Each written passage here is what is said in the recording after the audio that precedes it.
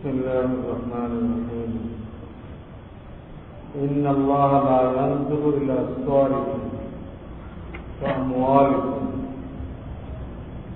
ولكن ينظر إلى قلوبكم وأعمالكم। এই হাদিসে পাকের মধ্যে নবী করিম সাল্লাল্লাহু আলাইহি ওয়াসাল্লাম ইরশাদ করতেছেন যে আল্লাহ তাআলা তোমাদের বাহ্যিক সূরত ও সম্পদ দেখেন,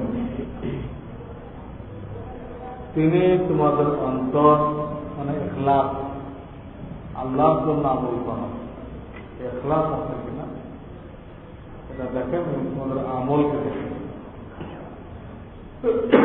মুসলিম শরীফের হাদিস। অন্য এক হাদিসে বর্ণিত আছে নবী করিম সাল্লাল্লাহু আলাইহি ওয়াসাল্লাম এক ব্যক্তিকে জিজ্ঞাসা করলেন, ইয়া রাসূলুল্লাহ, ঈমান কি? নবী সাল্লাল্লাহু আলাইহি ওয়াসাল্লাম উত্তর করিলেন, ইখলাস।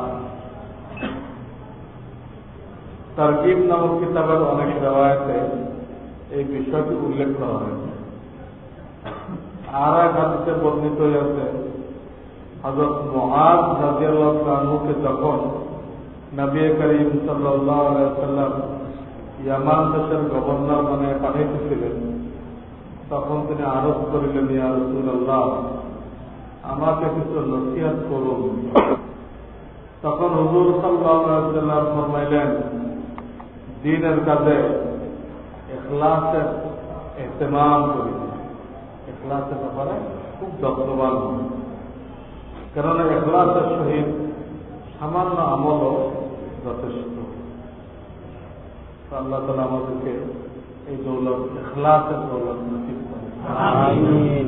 এটাকে বলা হয় তাসফিয়ে নিয়ত। আল্লাহ আল্লাহর তওবা থেকে অর্জন